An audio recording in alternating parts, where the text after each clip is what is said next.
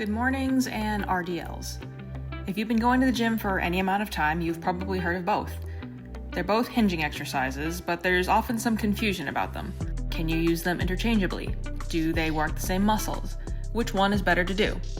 There's a lot to clarify and explain here, so let's dive in. First things first. Just because they're both hinging exercises does not mean they work the same muscles. Let me explain. With good mornings, the weight position is on your traps.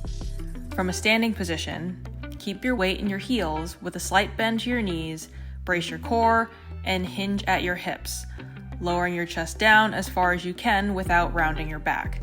Then extend back up. This targets your back extensors and hamstrings. Now some key points.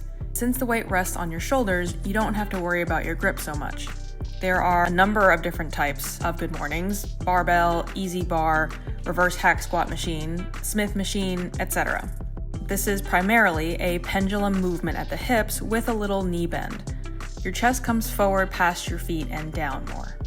You will use far less weight with these based on the movement, and this may not be the easiest for progressive overload. On the other hand, with RDLs, you are holding the weight with your hands and the bar is close to your shins. Keep your back straight, core tight, bend your knees, and push your hips back like you're sitting into a chair. The weight should travel along your shins. And once you're at the bottom, squeeze your glutes and drive your hips forward to bring the weight back up. Then repeat. This targets the glutes and hamstrings. Now some key things to keep in mind. There are many different types of RDLs. Barbell, dumbbell, plate-loaded machine, cable, landmine, etc. Your grip may be a limiting factor depending on the type of RDL you do. This is primarily a hip drive movement forward. Your chest stays in line with your knees and ankles. RDLs are great for progressive overload. Regardless of which exercise you choose, remember that core stability is a must for both.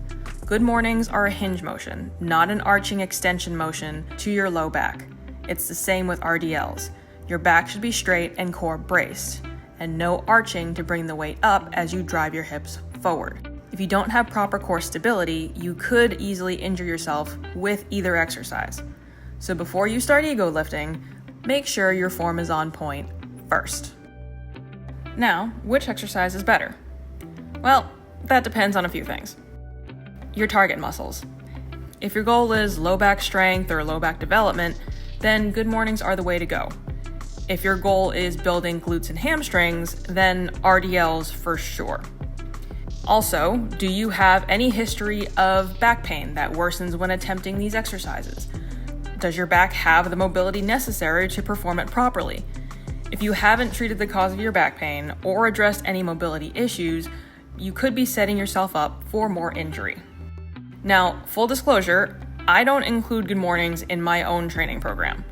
This video here was probably my second time ever training it, and only to, number one, see if it could be done on a reverse hack squat machine, and number two, to use to explain proper exercise form for this video. Any back extensor muscle development I have is a side effect from training RDLs, box squats, rows, etc., where the extensors are an accessory muscle, not the main driver. So are good mornings a must for back development? I'd say for the vast majority of people, no. Now, this video is not to say good mornings are bad. If you really want to train good mornings, by all means, more power to you. But my professional recommendation is it should not be the main exercise in your back program. There are a lot of other back muscles that you should be strengthening as well. Also, if you're going to train good mornings, then from a functionality perspective, make sure you have a strong leg program as well. There are far more movements in your daily life, and likely work life as well, that require your back and legs to work together, not in isolation. And while isolation movements can be a great part of your training program, they should not be the bulk of it. So, depending on your training goals, pick either one, or maybe both, and get to work.